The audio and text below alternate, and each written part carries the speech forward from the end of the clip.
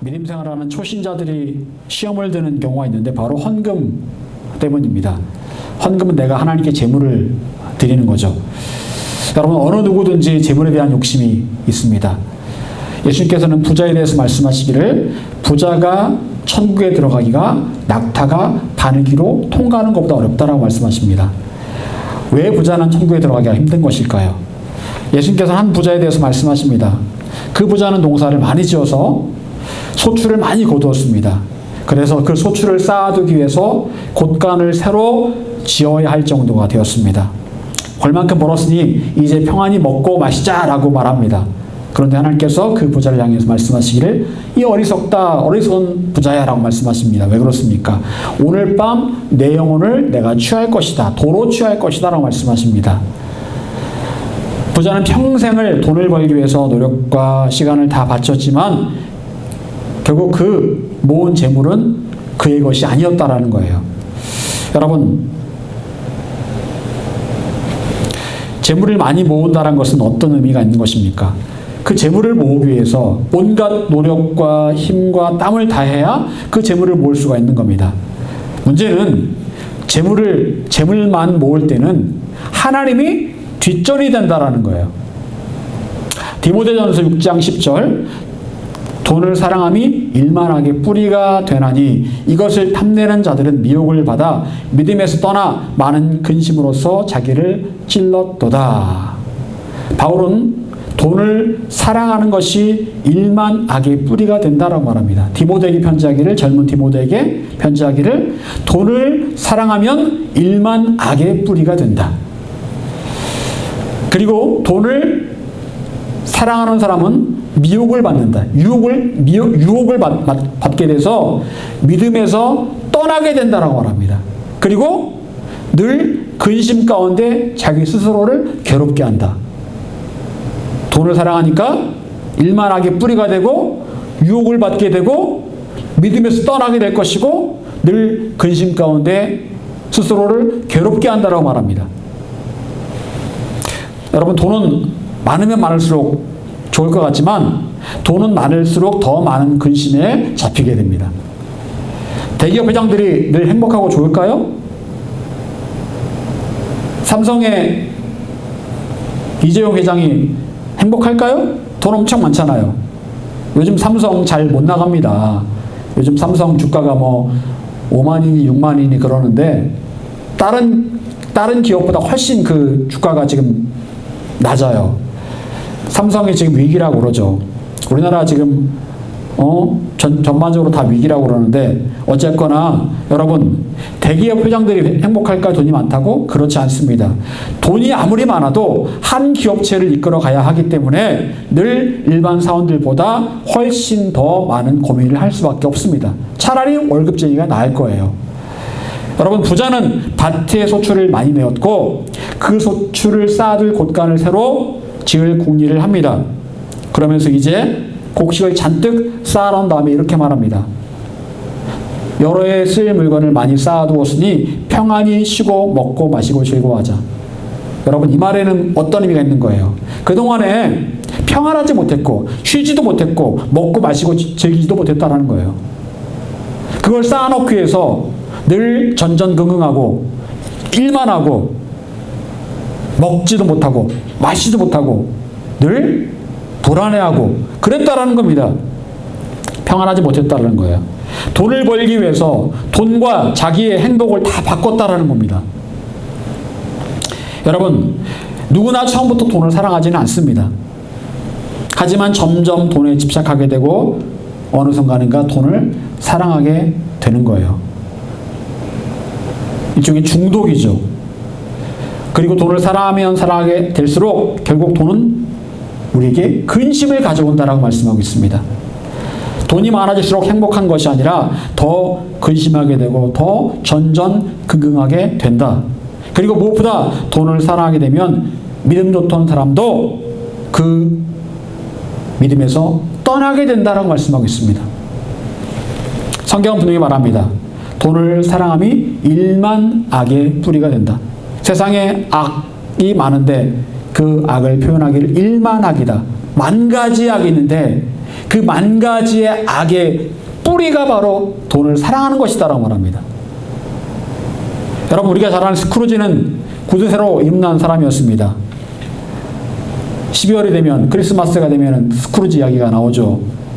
어린 시절 가난하게 보냈기 때문에 열심히 돈을 모아야겠다고 생각을 합니다. 악착같이 돈을 모아서 부자가 되었습니다. 그런데 스크루지는 돈을 모을 줄은 알았지만 쓸 줄을 몰랐어요. 어렵게 사는 조카를 위해서 한 푼도 쓰지 못하고 오히려 가난뱅이라고 조롱합니다. 그런데 그 가난뱅이 조카의 집은 웃음이 끊어지질 않고, 돈이 많았던 스크루지는 늘 불도 떼지 못하고 냉랭한 그 찬기만 가득한 그런 집에서 오들오들 떨면서 돈만 붙들고 있더라는 거예요. 스크루지는 돈을 소유한 것 같았지만 사실은 돈이 스크루지를 소유하고 있었다는 거예요. 반대였습니다. 여러분, 그런데 이런 사람들이 얼마나 많습니까? 돈을 지배하는 것이 아니라 돈의 노예가 되어 사는 사람들이 얼마나 많은지 모릅니다. 자본주의 사회에서 일어나는 많은 문제의 근본 원인 가운데 하나가 바로 돈입니다. 돈 때문에 사기치고, 돈 때문에 살인하고, 돈 때문에 자살합니다. 돈이 목숨보다 중요하지 않은데 사람들이 돈의 노예가 되어서 돈 때문에 죽고 또 죽입니다. 여러분, 우리가 자본주의 사회에 살기 때문에 돈은 필요합니다.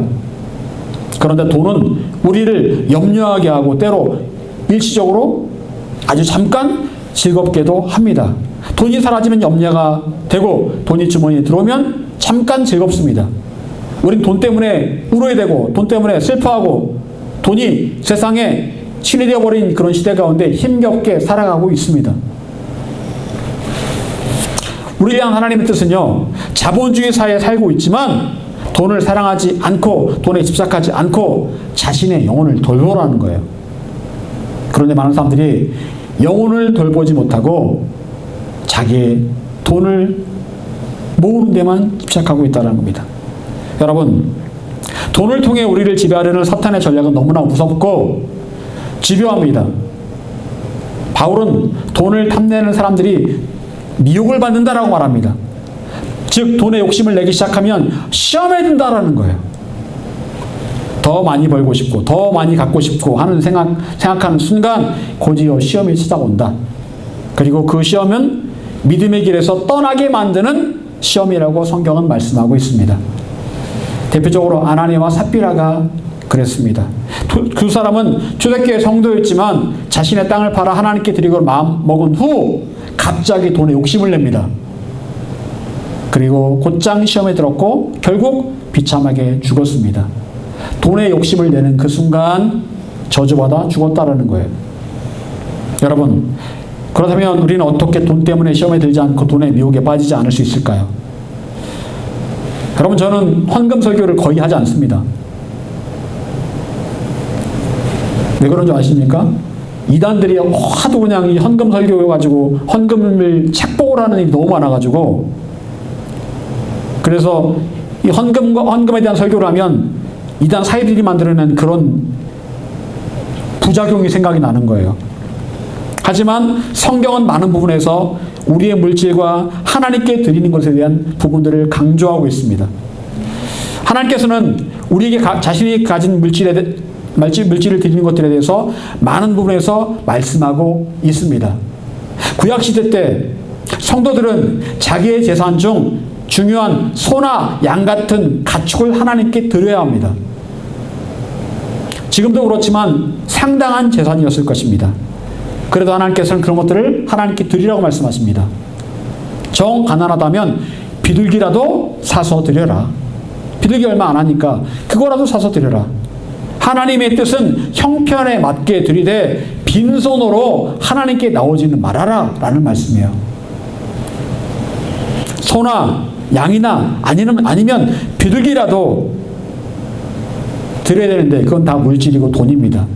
그런데 그것들 하나님께 드린다면 내가 사용할 수 있는 물질이 줄어들게 됩니다. 상식적으로 생각해도 더 삶이 궁핍해질 것 같아요. 그래도 하나님께서는 하나님께 드리기를 힘쓰라고 말씀하셨습니다. 그러면서 중요한 말씀을 하십니다.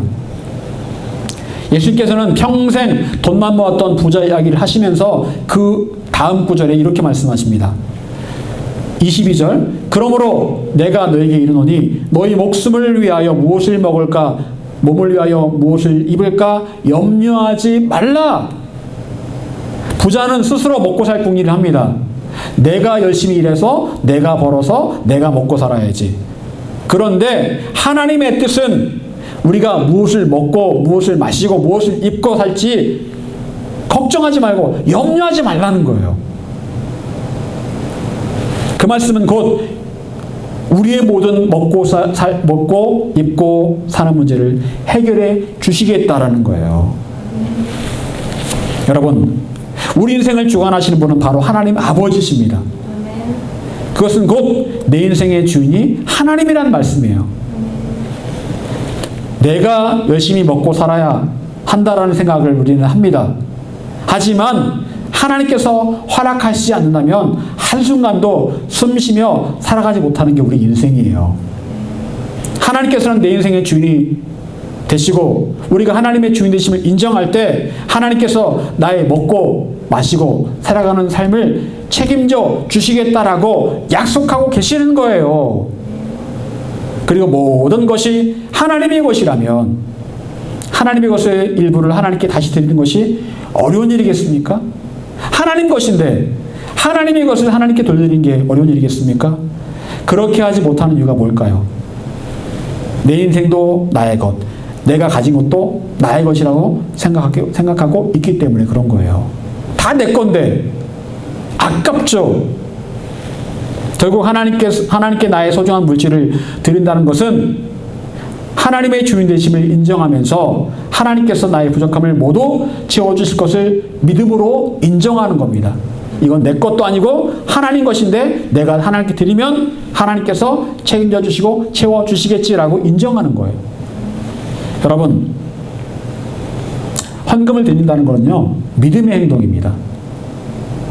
믿음이 없는 사람이 헌금을 제대로 할 수 있을까요? 못해요. 믿음이 있기 때문에 헌금을 하는 겁니다. 여러분, 과연 여러분이 하나님께 재물에 얼마를 드렸다고 여러분의 삶이 정말 못 살 정도로 빈궁해지던가요? 당장 그 돈이 아깝고 그 돈이 있으면 뭔가를 더 할 수 있을 것 같지만 사실 그 돈 하나님께 드려도 지금 내가 사는데 아무 지장이 없었습니다.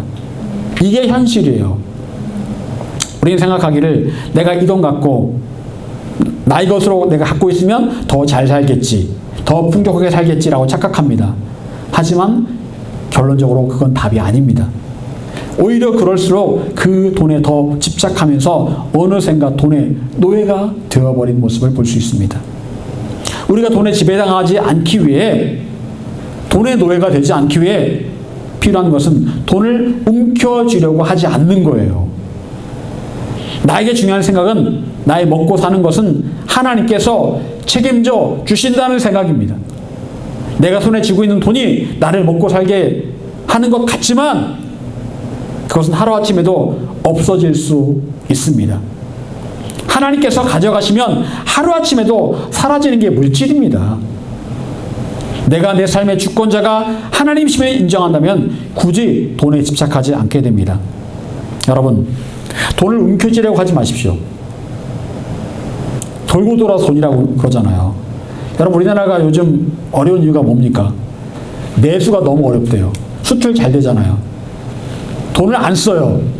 돈은 있는데 돈을 안 쓴답니다. 내수가 어려우니까. 이걸 아까워하는 거죠. 아끼는 거죠. 사실은 돈을 쓰면 그 돈이 또 들어오거든요. 근데 너무 안 쓰는 거예요.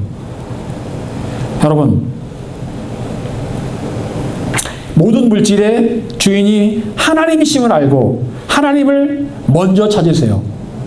물질을 찾는 것이 아니라 하나님을 먼저 찾으시기 바랍니다. 그러면 하나님께서 여러분에게 필요한 것들을 채워주실 것입니다. 우리가 집중해야 될 것은 돈 그 자체가 아닌 돈의 주인이신, 모든 물질의 주인이신 하나님이십니다. 그런데 안타깝게도 많은 사람들이 반대로 합니다. 하나님께 집중하는 것이 아니라 물질 그 자체에 집중하고 집착함으로 그 물질의 노예가 되고 있다는 거예요. 여러분, 우리는 11조에 대해서 생각해 보기를 원합니다. 우리가 잘 아는 말씀이죠. 말라기 3장 8절 10절. 사람이 어찌 하나님의 것을 도둑질하겠느냐. 그러나 너희는 나의 것을 도둑질하고도 말하기를 우리가 어떻게 주의 것을 도둑질하였나이까 하는도다. 이는 곧 11조와 봉헌물이라. 너희 곧 온 나라가 나의 것을 도둑질하였으므로 너희가 저주를 받았느니라. 만군의 여호와가 이르노라. 너희의 온전한 11조를 창고에 들여 나의 집에 양식이 있게 하고 그것으로 나를 시험하여 내가 하늘문을 열고 너희에게 복을 쌓을 곳이 없도록 붙지 아니하나 보라. 11조 그야말로 내 수입의 10분의 1입니다. 어떤 사람은 왜 굳이 내 수입의 10분의 1을 하나님께 드려야 되나? 라고 의문을 가질 것입니다. 여러분, 그런데 우리가 중요하게 생각해야 될 것이 있습니다. 하나님께서 말씀하십니다. 10분의 1 봉헌물을 드리지 않는 것은 하나님의 것을 도둑질하는 것이다. 이렇게 말씀하세요. 단호하게 말씀하십니다. 11조를 드리지 않는 것, 봉헌물을 드리지 않는 것은 하나님의 것을 도둑질하는 것이다. 이건 죄죠. 어떤 목사님이 11조를 하지 않아도 된다라고 말하는 목사님이 있어요. 그건 그 성도들에게 죄를 짓도록 조장하는 겁니다. 왜 그런 말씀하시는지 모르겠지만 성경에 분명히 나와 있는데 그런 식으로 성도들을 죄짓게 하면 안 됩니다. 여러분, 11조를 내라는 것은 교회가 성도들의 11조를 통해서 교회의 배를 불리기 위해서 그런 게 아니에요. 성경에 그렇게 나와 있습니다. 그러면서 하나님께 말씀하십니다. 너희의 온전한 11조를 창고에 들여 나의 집에 양식이 있게 하고 그것으로 나를 시험하여 내가 하늘문을 열고 너에게 복을 쌓을 것이 없도록 붙지 아니하나 보라. 여러분, 하나님께서 말씀하십니다. 11조를 통해서 나를 시험하라. 하나님께서 어느 구절에 나를 시험하라 라고 말씀하신 적이 어디 있습니까? 그런데 여기에는 그렇게 말씀합니다. 권장사항이에요. 11조를 통해서 네가 나를 시험해봐라. 어떤 시험이요? 내가 너에게 하늘문을 열고 복을 쌓을 것이 없도록 붙지 않는가 한번 시험해봐라. 11조는 내가 너에게 하늘문을 열고 복을 부어주는 열쇠다라고 말씀하시는 거예요. 통로다라고 말씀하시는 겁니다. 11조는요, 하나님을 향한 시험, 일종의 테스트입니다. 그런데 많은 분들이 이 사실을 잘 기억하지 못합니다. 여러분, 우리는 많은 분들의 간증을 통해서 11조를 통해 놀라운 복을 받았다는 것을 우리는 잘 알고 있습니다. 간증을 들었지만 사실은 내가 실천하기는 쉽지 않은 것 같아요. 여러분, 11조인데 오늘 성경에 이렇게 말씀합니다. 온전한 11조를 드려라. 온전한 11조, 퍼펙트한 11조를 드려라 말씀하십니다. 적당히 이게 아니고요. 온전한 11조를 드려라. 10분의 1을 정확하게 계산해서 하나님께 드려야 된다. 어떤 분은 그럽니다. 뭐 세전이냐 세후냐 그건 알아서 하세요. 세전인지 세후인지 알아서 하시되 말씀하십니다. 온전한 11조를 드려라. 여러분, 어쩌면 나의 마음만 하나님께 받아주시면 되는 거 아니야? 라고 말할지 모릅니다. 하지만 하나님의 뜻은 분명히 행동과 표시로 보여야 그것이 증명이 된다고 말씀하세요. 믿음은 행함으로 증명이 되는 겁니다. 우리의 믿음은 하나님 알고 계시죠? 그런데 그 믿음이 행함으로 나타날 때 진짜 믿음이라고 말씀하시는 거예요. 여러분, 우리는 하나님의 것을 도둑질해서는 안 됩니다. 11조는 내 것이 아니에요. 하나님의 것입니다. 그런데 많은 사람들이 자기의 손에 10분의 9는 보지 못합니다. 그리고 11조만 아까워합니다. 내 손에 10분의 9가 있는데 그건 보지 못하고 10분의 1만 아까워해요.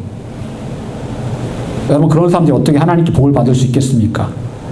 저는 복 얘기하는 거 사실은 별로 기복신앙이라 생각해서 별로 안 좋아하는데 분명히 말씀하십니다. 내가 하늘문을 열고 복을 붙지 않아 보라라고 말씀하세요. 분명히 복을 말씀하시거든요. 여러분, 또한 우리가 하나님께 드리는 물질이 어떤 의미가 있는지를 알아보아야 합니다. 오늘 말씀 6절은 이렇게 말씀합니다. 같이 읽어보겠습니다. 6절. 자, 시작. 이것이 곧 적게 심는 자는 적게 거두고 많이 심는 자는 많이 거두라 하는 말이다. 아멘.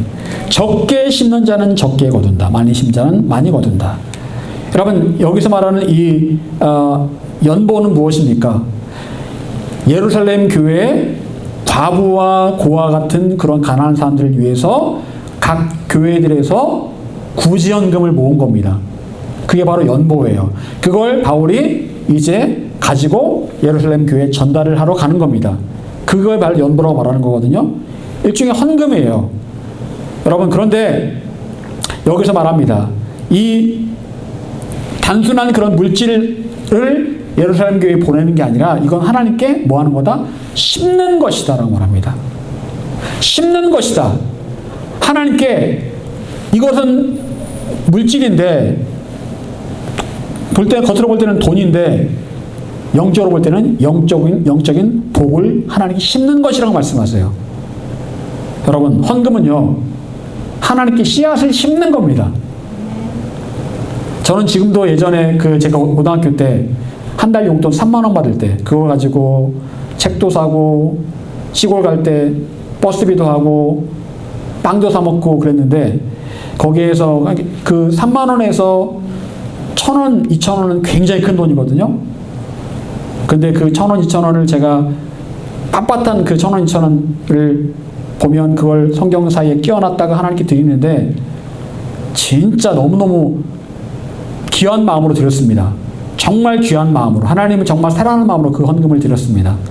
그리고 그때 그 어린 마음에 어떤 마음이 들은 줄 아십니까? 내가 하나님께 씨앗을 심는구나. 내가 하나님께 씨앗을 심는구나. 이게 지금 1,000원이지만 하늘나라에서는 엄청난 것들로 자라있겠구나 라는 그런 마음을 제가 그때도 갖고 있었습니다. 여러분, 하나님께 드리는 예물은요, 물질은요, 하나님 나라를 위해서 내가 저축하는 거예요.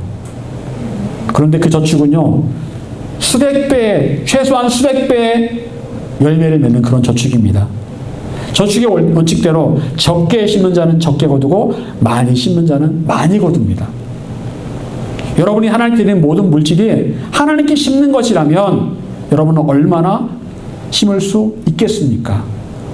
여러분이 마음을 다해 드린 그 예물들이 나중에 하나님 나라에 가서 보십시오. 얼마나 커져 있는지 보십시오. 확인해 보세요.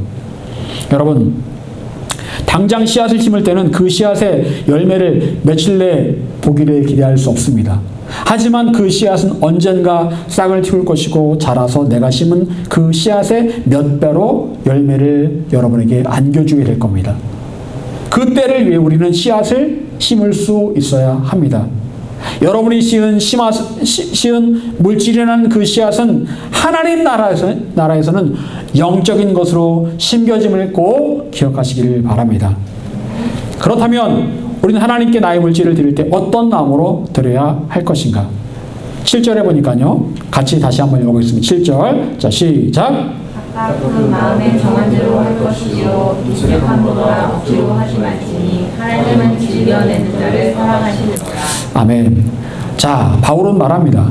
얼마를 내라 말하지 않습니다. 이건 중요한 게 아니에요. 중요한 것은요, 마음이라는 겁니다. 마음인데 그 마음은 어떻게 하라고요? 마음에 정한 대로 하라. 내가 오늘 하나님께 10,000원을 드려야지, 100,000원을 드려야지. 마음에 미리 정하라는 거예요. 마음에 정하고 그 정한 액수대로 드리되 어떤 마음으로 드리지 말아라? 인색한 마음으로. 아까운데. 그리고 억지로. 내가 쓸 일도 많은데 내가 이거를 꼭 드려야 되나? 억지로. 인색한 마음, 억지로 드리지 말고 즐거운 마음으로 하나님께 드리라라고 말씀하고 있습니다. 여러분, 아나니아 삽비라가 자기 땅을 팔아서 처음에 전부를 드리자고 막 생각을 했습니다. 이미 그들이 마음에 정한 거예요.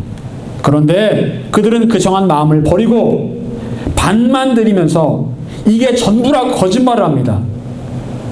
여러분, 왜 그랬을까요? 이 마음에 그 마음에 어거지로 드리는 마음이 있었고 인색한 마음이 있었다는 거예요.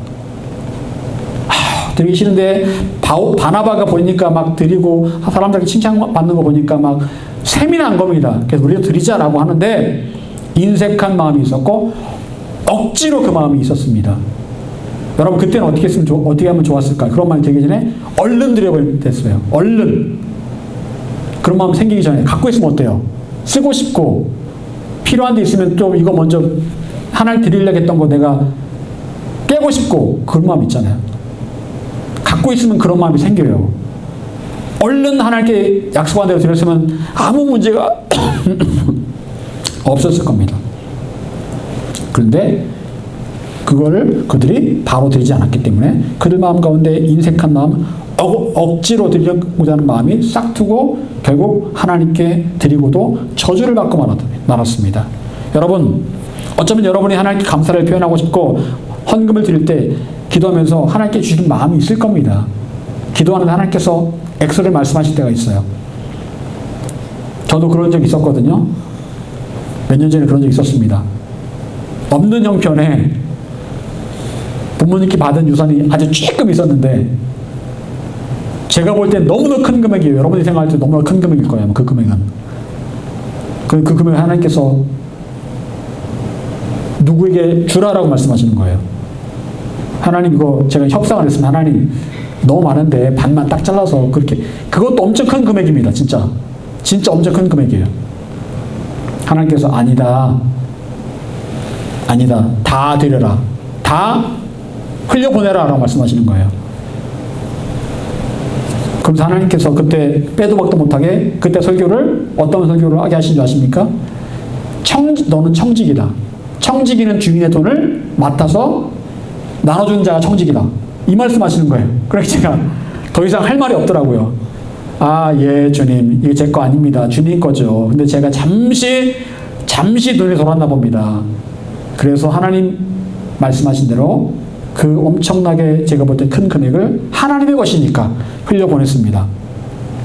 여러분, 기도할 때 하나님께서 마음에 정해주시는 물질이 있을 수가 있습니다. 그걸 드리되 어거지로 드리지 말고 인색함으로 드리지 말고 즐거운 마음으로 웃으면서 그걸 흘려보냈더니 상대방이 그러더라고요. 아니 이거 목사님 너무 큰 금액 아니에요? 그리고 굳이 이렇게 안 하셔도 되는데 제가 그래서 아닙니다. 이건 제 게 아니고 하나님께서 주라고 말씀하셨기 때문에 그냥 흘려보내는 겁니다. 즐거운 마음으로 애써 미소를 지으면서 여러분, 우리 나 자신이 어떤 마음으로 헌금을 드린지를 늘 생각해 보아야 합니다. 5절에서 바울은 연보를 미리 준비하라고 말합니다. 미리 준비하라. 미리 마음에 정한 대로 미리 준비해라. 제가 옛날에 그렇게 미리 준비하니까 지금은 우리 사모님이 헌금을 하지만 옛날에 제가 미리 헌금을 준비해 놓으니까 참 마음이 사실 기쁘더라고요. 하나님께 이거 드려야지 하니까 너무너무 마음이 기쁜 거예요. 여러분, 하나님께서 여러분의 마음 중심을 보기 원하십니다. 여러분의 드리는 물질의 액수가 아니에요. 여러분이 어떤 마음으로 하나님을 대하는지, 어떤 행동을 통해 하나님을 존귀하게 여기는지를 보기 원하십니다. 그리고 하나님을 최고로 존귀하게 대하면 여러분을 똑같이 존귀하게 대해주십니다.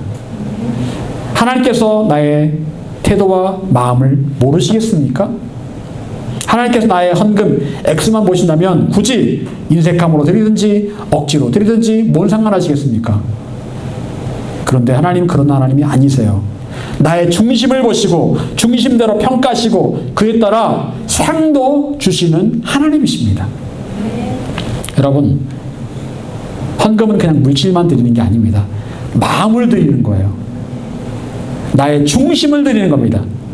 나의 믿음을 물질로 다른 표현할 길이 없어서 그냥 물질로 표현하는 것 뿐이에요. 그리고 그 헌금은 하나님께서 나에게 어떻게 복을 부으실지를 시험해보는 척도가 되기도 합니다. 여러분, 저와 여러분은 어떻게 하나님께 드리시겠습니까? 무엇을 드리는 것도 중요하겠지만 어떻게 드릴까는 더욱 중요합니다. 바라기는 저 여러분은 세상에서 물질에 대해서 내가 어떻게 하겠다는 그 마음, 염려, 근심을 내려놓고 하나님께 온전히 드리고 힘쓰시기를 바랍니다. 사랑하는 여러분, 돈, 물질이 우리를 지배해서는 안 됩니다. 자본주의 사회에 살고 있지만 우리가 그것들을 지배해야 되지 우리가 그것들의 노예가 되면 안 돼요.